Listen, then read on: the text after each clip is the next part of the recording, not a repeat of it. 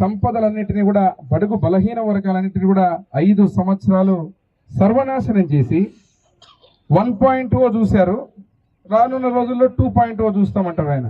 అంటే దాని అర్థం ఏంటి? ఈ 1.0ని మర్చిపోవడానికే ప్రజలు ఇంకా సిద్ధంగా లేరు. ఇప్పటికే ఇంకా నీ కళలో రాత్రిపూట పీడ కళల్లాగా మీ పాలన గుర్తొస్తుంది. ఇవన్నీ అభివృద్ధిని నాశనం చేసి కర్నూలు నుంచి కోడుమూరు నుంచి ఎమ్మెగనూరుకు రావాలంటే ఆ రోడ్డు చూస్తే చాలు 1.0 పరిపాలన ఎట్లుంటుందో అర్థమవుతుంది. ఈరోజు మళ్ళీ 2.0 పరిపాలన చూపుతామంటున్నారు. ఏం చూపుతారు మీరు? గత ప్రభుత్వంలో మీరు చేసినటువంటి సర్వభ్రష్టత్వాలు బడుగు బలహీన వర్గాలకు, ఎస్సీ ఎస్టీ మైనారిటీలకే కాకుండా అన్ని వర్గాలకు కూడా ఏమాత్రం కూడా ఇబ్బందులు పెట్టి హత్యలు చేసి దౌర్జన్యాలు చేసి ప్రభుత్వ ఆస్తులని అదే రకంగా అన్నింటినీ కూడా సర్వనాశనం చేసి ఏ ఒక్క వర్గానికి కూడా న్యాయం చేయకుండా నేను బటన్ నొక్కినా అని మీరు ప్రజలను పీకలు నొక్కితే